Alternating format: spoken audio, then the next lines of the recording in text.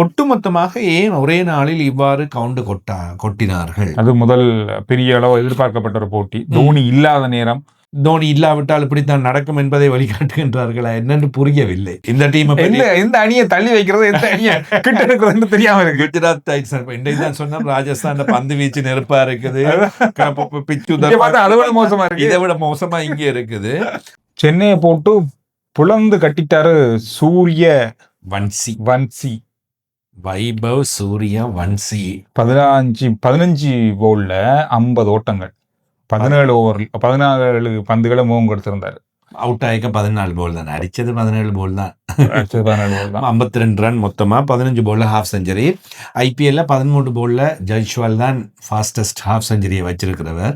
14 போல்லையும் கொஞ்சம் பேர் அடிச்சிருக்காங்க, 15 பேர்லையும் கொஞ்சம் அடிச்சிருக்காங்க நினைக்கிறேன். ஆனா சூரியவன்சி அடி இருக்கே அடி. எனக்கு தெரியல என்ன நடந்தது என்று. சென்னை ஒட்டு மொத்தமாக திடீரென்று கவுண்ட் கொட்டியது இந்த அளவுக்கு மோசமாக கவுண்ட் கொட்டும் என்று எதிர்பார்க்கவில்லை. முக்கியமாக அவருடைய முக்கியமான 2 துடுப்பாட்ட வீரர்கள் சஞ்சு சாம்சன், கைகூட் 2 பேருமே ஆரம்பத்திலே ஆட்டமிழந்தார்கள். அது ஒரு காரணம், பிரதான காரணம், அது முக்கியமான காரணம் அதுதான். இன்னும் ஒரு விஷயம், நான் இன்றைக்கு போட்டியை ஆரம்பித்த வேளையிலே இந்த வீரர்களை கொஞ்சம் பார்த்தேன். அனுபவம் கொஞ்சம் குறைந்த வீரர்கள் அதிகமாக உள்ள வாங்கிட்டாங்களோ என்ற மாதிரி இருக்கு. சென்னையில நிறைய தெரியாத வீரர்கள் இருக்காங்க. ஆயுஷ் மஹத்ரே 18 வயது, அதே மாதிரி கார்த்திக் சர்மா வயது குறைந்தவர், அனுபவம் குறைந்தவர். இல்ல வயது விட்டுருங்க, சூரியவன்சியோட வயசு அப்படியும் நாங்கள் கதைக்கலாம். அதே மாதிரி சிவம் தூபே இன்னும் ஒரு முக்கியமான வீரர் சென்னை சூப்பர் கிங்ஸுக்கு, அவரும் சரியாக பிரகாசிக்கவில்லை. ஒட்டுமொத்தமாக ஏன் ஒரே நாளில் இவ்வாறு கொட்டினார்கள்? அது முதல் பெரிய அளவு எதிர்பார்க்கப்பட்ட ஒரு போட்டி. தோனி இல்லாத நேரம், இந்த மாதிரி தோனி இல்லாட்டி சென்னையால முடியாதுன்னு சொல்லி நிறைய விமர்சனங்கள் இருக்கு. இந்த மாதிரியான விஷயங்களுக்கு மத்தியில இந்த போட்டிக்கு, அதுவும் தோத்தாலும் பரவாயில்ல, இப்படி ஒரு தோல்வி மிக மோசமான அது ஆரம்ப போட்டியை சென்னைக்கு என்னடா இது என்ற மாதிரியாக போய்விட்டது. நீங்க சொன்னது போன்று தோனி இல்லாட்டி சென்னையின் கதை அவ்வளவுதானா? இதற்காக தான் தோனியை இன்னும் இறுக்கி பிடித்து எடுத்து வைத்துக் கொண்டிருக்கின்றார்களா? அல்லது தோனி இல்லாவிட்டால் இப்படித்தான் நடக்கும் என்பதை வழிகாட்டுகின்றார்களா என்னன்னு புரியவில்லை. சென்னையிடம் எதிர்பார்க்கவில்லை. சில எப்படியும் இருக்கலாம். இன்றைக்கு ஒரு போட்டி தான், யானைக்கும் அடிசறுக்கும்னு சொல்லுவாங்க. சில வேளைகள்ல இந்த மாதிரியான சம்பவங்கள் நடக்கும். ஏன் எவ்வளவோ பெரிய அணிகள் 100 ஓட்டங்களுக்கு ஆட்டமான சந்தர்ப்பங்கள் 50 ஓவர்கள் போட்டிகள்லேயே நடந்திருக்கிறேன். அது மாதிரி ஒரு போட்டி அது இருக்கலாம். எனக்கு தெரிஞ்சு இன்றைய போட்டியை பொறுத்தவரையில நாணய சுழற்சி கொஞ்சம் சாதகமா ராஜஸ்தான் ராயல்ஸுக்கு இருக்கலாம். அதே மாதிரி சந்திரன், நாங்கள் இந்த போட்டியில நேற்றைய வீடியோவிலையும் சொல்லியிருந்த விஷயம், ராஜஸ்தான் ராயல்ஸ் அணியின் பந்து வீச்சு, அது சென்னை சூப்பர் கிங்ஸின் துடுப்பாட்டம், இது ரெண்டும் மோத போகின்றது என்று பந்து வீச்சில் ஆரம்பத்திலேயே ஜொஃப்ரா ஆர்ச்சர் 4 ஓவர் 19 ஓட்டங்கள் 2 விக்கெட்டுகளை கைப்பற்றி கொடுத்தார்.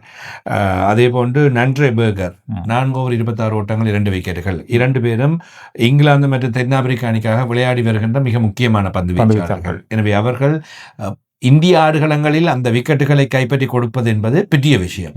அதை செய்து கொடுத்ததும் பின்னர் ரவீந்தர் ஜடேஜா விக்கெட்டுகள் 2 எடுத்துக் கொடுக்கவும், மற்ற சுழல் பந்து வீச்சாளர்கள் விக்கெட்டுகளை எடுத்துக்கொள்ளவும் சகலரும் விக்கெட்டுகளை எடுத்துக்கொண்டார்கள். இதுதான் அங்கே காரணமாக அமைந்தது.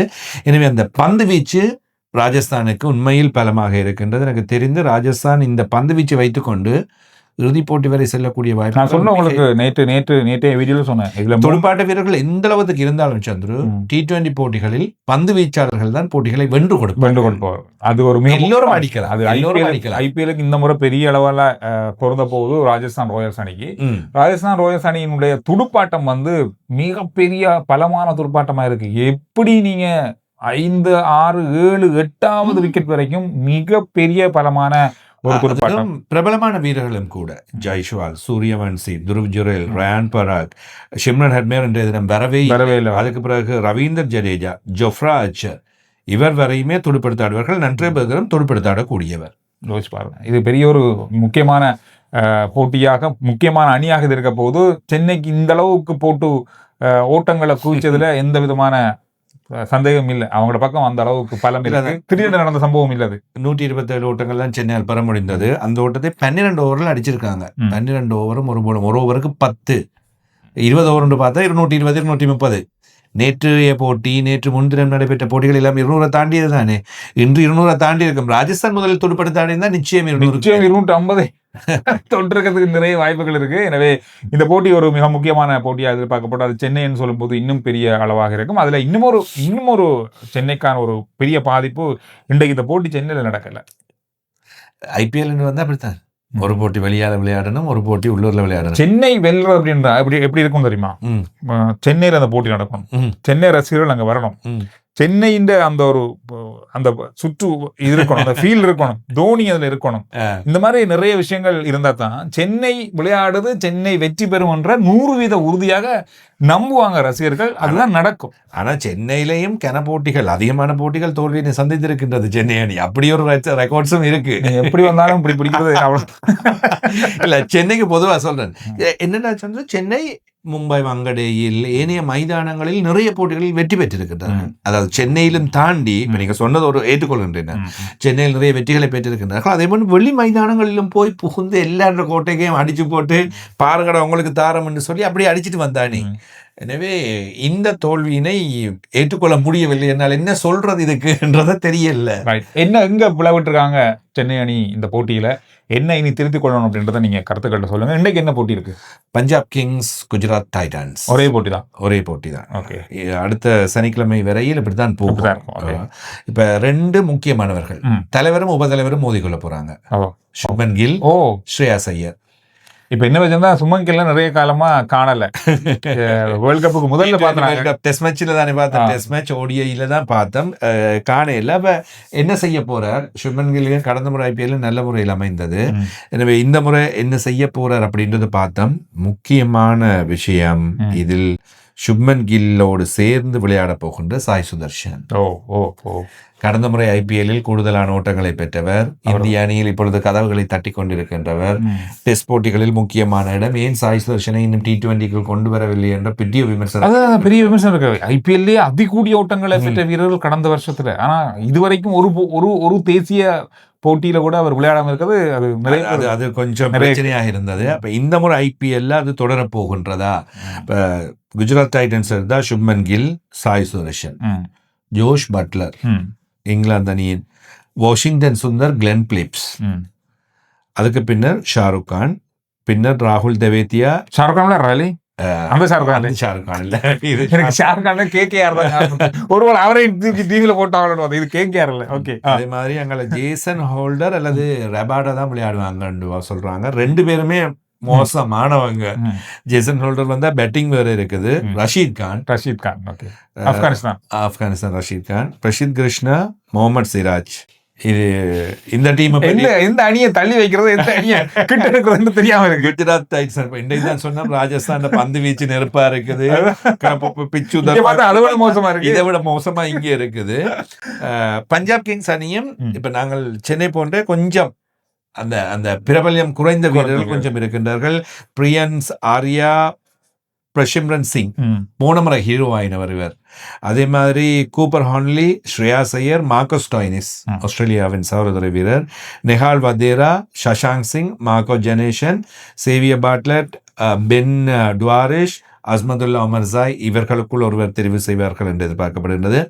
ஆர்ஷிப் சிங், யுஷ்வேந்திரா சஹால், விஜயகுமார் வைஷாக் இவர்கள் தான் விளையாடுகின்றார்கள். ஒரு நேரத்தில் இந்த IPL போட்டிகளில் அதிக பலமான வீரர்கள் வந்து சென்னையில, மும்பையில, KKRல இந்த மாதிரி தான் இருந்தாங்க. இப்ப என்ன நடந்திருக்குன்னா, எல்லா அந்த அணிகள்லாம் தோத்து கொஞ்சம் கொஞ்சமா வெளியில போக அந்த கட்டத்துக்குள்ள மக்கள் அந்த அளவு பெரிய அந்த அணிக்கு ஆதரவு கொடுக்காத ஒரு கட்டம் ஆகும்போது, இந்த அணிகள்ல இருந்த வீரர்கள்லாம் இப்ப அங்க போன பிறகு இந்த அணிகளுடைய பேர்கள்ல தான் இப்ப ஓடிக்கொண்டிருக்கு அப்படின்னு மாதிரி. மும்பையா இருக்கட்டும், சென்னையா இருக்கட்டும், KKR இருக்கட்டும், இது எல்லாமே அந்த நேரம் அடிச்ச அந்த சென்னை சூப்பர் கிங்ஸ் பார்க்கின்ற வேளையில் இருக்கின்ற வீரர்கள் புதியவர்களாக. ஒரு நேரம் ராஜஸ்தான் ராயல்ஸ் இந்த மாதிரி ஒரு அணி மாதிரி தான் இப்ப சென்னை இருக்கு. இப்ப சென்னையோட பேருக்கும், சென்னை பெற்ற வெற்றிகளுக்கும், அந்த அதுண்ட பெரிய பிரம்மாண்டத்துக்கும் சென்னை அந்த அளவுக்கு வீரர்களை பார்த்தோம்னா, சென்னையின் அடுத்ததும் சஞ்சு சாம்சன், கைக்வாட், அப்படி 1-2 பேர் தான் சொல்லக்கூடியதா இருக்கு. அதுதான் விஷயம். மெட்டாக்களை பற்றி நாங்கள் பெரிய அளவில் கதைக்கக்கூடியதா இல்லை. இப்ப குஜராத் டைட்டன்ஸ் அடுத்ததும் எத்தனை வீரர்கள் அதில் பேசப்பட வேண்டியவர்களாக முக்கியமான வீரர்களாக இருக்கின்றார்கள். இப்ப இன்னைக்கு நாங்க சென்னை தோத்துட்டு அப்படின்றதுக்காக சென்னை தோத்துட்டு அப்படின்றதான் இப்ப பெரிய விஷயம். சென்னை தோத்ததுன்றது வந்து ஒரு போட்டில் தோக்குறதெல்லாம் பெரிய விஷயம் கிடையாது. கடந்த வருஷம் மோசமா தான் அடிவாங்க. சென்னை தோத்துட்டு அப்படின்றது கொஞ்சம் பெரிய விஷயம். அது என்னன்னா போட்டிட்டு பார்த்தா தோல்வி வரும். அது வேற. இதுதான் இங்க இருக்க விஷயமே. என்ன நடக்க போகுது ரசிகர்கள் இது நாங்கள் இருந்த தமிழ் பேசுகின்றவர்கள் அடிப்படையில் சென்னைக்கான ரசிகர்கள் சென்னை சப்போர்ட் கூட அதிகம். அப்ப எங்களுக்கு இது ஒரு பெரிய விஷயமா இருக்கும். சில வேளைகளில் ஏனைய மாநிலங்களை பார்க்கின்ற சென்னை தொடர்ந்து அடி வாங்குற அணிதான் இது ஒரு பெரிய அணியே இல்லை என்ற மாதிரி மற்ற மாநிலங்களில் பேசக்கூடிய வாய்ப்பும் இருக்கும். அதே போன்று ஆரம்பங்களில் தான் வெற்றி பெற்றுக் கொண்டு வந்தார்கள். மும்பையும் இதேதான். ஆரம்பத்தில் அடித்து வெற்றி பெற்றுக் கொண்டு வந்தால் கடந்த 5-6 வருடங்களாக இறுதிப் போட்டி பக்கமே இல்லை. அப்ப முடிஞ்சு போச்சு இவங்கட காலம் எல்லாம். இப்ப எதிர்பாராத அணிகள் சாதனைகளை பெற்றுக்கொண்டு அல்லது சாதித்துக் கொண்டு வருகின்றன, அதிகம் போக்கஸ் ஆகியிருக்கின்றன. இதுவும் ஒரு முக்கியமான. சில இடங்கள்ல அந்த நாம சொன்ன மாதிரி மும்பை இந்தியன்ஸ் இந்த மாதிரி அணிகள் இறுதிப் போட்டிக்கு வரும் அப்படின்னு சொல்லி நாம எதிர்பார்க்கிறோம் தானே. ஆனா ராஜஸ்தான் ராயல்ஸ் அணி அதை விட அதிகமா இருக்குமோன்னு சொல்லி நான் இப்போ யோசிக்கிறேன். ராஜஸ்தான் ராயல்ஸ் அணிக்கான வாய்ப்புகள் நாங்கள் நேற்று சொன்னது போன்று சந்திர புதிய முகாமித்துவம் மாறி இருக்கின்றது. வெற்றியோடு ஆரம்பித்திருக்கின்றார்கள். அதுவும் அதிரடி வெற்றியோடு. மற்றது குமார் சங்கக்கார, உங்களுக்கு தெரியும் குமார் சங்கக்கார ஐபிஎல்லில் அணிகளை வழிநடத்துகின்ற விதம் தட்டி சர்வதேச கிரிக்கெட் அரங்கிலேயே குமார் சங்கக்கார பற்றி பேசுகின்ற விஷயங்கள் என்பது நாங்கள் சொல்லவில்லை. உங்களுக்கே தெரியும். இளைஞர் என்றதுக்காக நாங்கள் சொல்லவில்லை. சாதாரணமாக அவர் ஐசிசி தொடக்கம் சகல இடங்களிலும் அவரை ஒரு உயரிய இடத்தில் ஒரு பெரிய டெக்னிக்கலாக நிறைய நாலேஜ் உள்ளவராக அறிவுள்ளவராக பேசுகின்றார்கள். எனவே அப்படியாக ஒருவரை பாவித்துக் கொள்கின்ற வேளையில் அதன் வழிகாட்டுதல்கள் அவர்கள் செயல்படுத்துகின்ற நடத்துகின்ற விதம் என்பது ஏற்றுக்கொள்ளக்கூடியதாக நல்ல முறையில் அமைவதனால் இந்த ராஜஸ்தான் வெற்றிகளை பெற்றுக்கொண்டு ஒரு சக்சஸ் அணியாக சென்று கொண்டிருக்கின்றது. அதுவும் கூட இதில் ஒரு காரணமாக இருக்கலாம். எனவே இந்த மாதிரி நிறைய விஷயங்கள் இருக்கு. இன்றைய போட்டி முடியட்டும், பார்ப்போம். முடிஞ்சது பிறகு எப்படியும் முதல் சுற்றில ஒரு 4 போட்டிகள் வரையிலாவது நாங்கள் பார்க்கலாம். அதுவரையில் வெற்றி பெற்ற அணிகள் தோல்வி பெறும். சென்னை அடுத்த போட்டியில் சென்னையில் விளையாட போகின்றன. நீங்க சொன்னது போன்ற ஒரு பெரிய கம்பேக் சென்னையில கொடுத்தா இதெல்லாம் அழிபெற்றும் மறைஞ்சிடும். அது திருப்பி வந்துவிடும். எனவே அந்த விஷயங்கள் எல்லாவற்றையும் வைத்துக் கொண்டுதான் நாங்கள் அடுத்த கணிப்புகளுக்குள் செல்ல முடியும். இது ஆரம்பம். Just enjoy fun. ஒரு 4-5 போட்டிகளுக்கு பின்னர் தான் அணிகள் எப்படி போகின்றன, என்ன நடக்க போகின்றது என்பதை கணிப்பிடலாம். நிகழ்ச்சிக்கு இன்று அனுசரணை வழங்குறாங்க ஜெஃப்னா கிரிக்கெட் ஸ்டோர். ஓகே, குறைந்த செலவுல தரமான பொருட்கள். அதாவது இப்ப குறைந்த செலவுல அப்படின்னும் போது ஓகே ஓரளவு பரவாயில்லன்னு சொல்லி வாங்குவாங்க. ஆனா அப்படி இல்லை. எந்த இடத்துல இலங்கையில எங்கேயுமே இவ்வளவு குறைவா வாங்கவும் முடியாது, இவ்வளவு தரமா வாங்கவும் முடியாது. இந்த ஜெஃப்னா கிரிக்கெட் ஸ்டோரை செய்யறவர் ஒரு கிரிக்கெட் பயிற்று வைப்பாரு. இவருடைய குறிக்கோள் நல்ல பொருட்களை கிரிக்கெட் வீரர்களுக்கு வழங்கி கிரிக்கெட் வீரர்களை வளர்த்து விட வேண்டும். அதன் மூலமாக தான் ஒரு சிறிய இலாபத்தை ஈட்ட வேண்டும். சரியான பொருட்களை உங்களுக்கு தருகின்றார். அதற்கு சரியான பணத்தினை வாங்கிக் கொள்கின்றார். ஸ்ரீலங்காவில் இலங்கையில் நீங்கள் எங்கே இருந்தாலுமே டெலிவரி இருக்குது, ஃபோன் நம்பர் இருக்குது. வாட்ஸ்அப் மூலமாக நீங்கள் கண்டெக்ட் பண்ணுங்க. ஃபோட்டோஸ் வீடியோஸ் எல்லாமே அவர் அனுப்புவார். அதை பார்த்து நீங்கள் ஆர்டர் பண்ணி உங்களுக்கு தேவையான ஹார்ட்பால் கிரிக்கெட் பொருட்களை பெற்றுக்கொள்ளலாம். இலங்கையின் மிகப்பெரிய கிரிக்கெட் ஸ்டோர். அதே போன்று இலங்கையில் மிகவும் விலை குறைந்த பொருட்கள் இருக்கின்ற இடம் ஜெஃப்னா கிரிக்கெட் ஸ்டோர். அடுத்த வீடியோவில் சந்திக்கலாம். நன்றி, வணக்கம்.